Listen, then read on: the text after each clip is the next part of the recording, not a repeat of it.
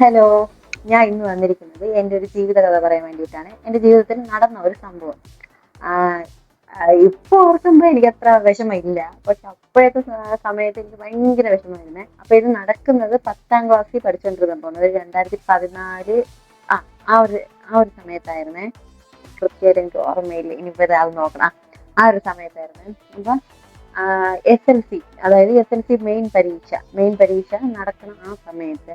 അപ്പാണെങ്കിൽ നമ്മളെ വീടെന്ന് വെച്ചാൽ ഇപ്പം വീട് ഫുൾ പണി പൂർത്തിയായിട്ടുണ്ട്. ആ സമയത്ത് എന്ന് വെച്ചാൽ നമുക്ക് വീട് പണിയൊന്നും പൂർത്തിയായിട്ടില്ല.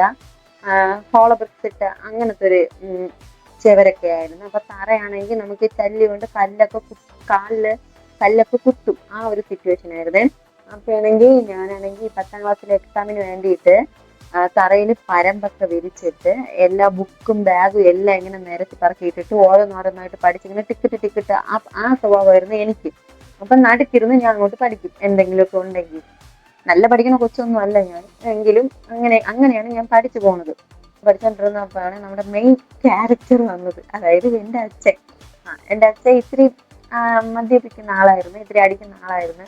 അപ്പോഴാണെങ്കിൽ അന്നിച്ചിരി ഓവറായിരുന്നു, ഇത്തിരി ഓവറായിരുന്നു. അപ്പൊ കാരണമൊന്നുമില്ലാതെ തന്നെ അമ്മയുടെ ഭയങ്കര ബഹളമായി, അടിയായി, വഴക്കായി. അങ്ങനെ നമ്മൾ ഇവിടെ നിന്ന് ഇറങ്ങി, അതായത് അമ്മേരെ വീട്ടിൽ പോയി, അമ്മമ്മേരെ വീട്ടിലേക്ക് നമ്മൾ പോയി. എന്നിട്ട് പിറ്റേന്ന് രാവിലെയാണ് നമ്മൾ വന്നത്. പിറ്റേന്ന് രാവിലെ ഞാൻ ഇവിടെ വന്നപ്പം കണ്ട കാഴ്ച എന്ന് വെച്ചാൽ എനിക്ക് സഹിക്കാൻ പറ്റില്ല. എന്ന് വെച്ചാൽ എൻ്റെ ബുക്ക് ബാഗ് എല്ലാം കത്തിച്ചിട്ടിരിക്കുന്നത്. എങ്ങനെ കത്തിച്ച നേട്ടം എനിക്ക് അറിഞ്ഞുകൂടാ. എങ്ങനെ അത് ചൂട്ട് ഓല എല്ലാം ഉണ്ടായിരുന്നു, എല്ലാം അതിന്റെ പെടലേക്ക് ഇട്ടിട്ട് തീയിട്ട് കത്തിച്ചു. മൊത്തത്തിൽ കത്തി, ഒന്നും എനിക്ക് കിട്ടിയില്ല. ബാഗിന്റെ ഒരു 2-3 വള്ളി മാത്രമേ എനിക്ക് കിട്ടിയിട്ടുണ്ട്.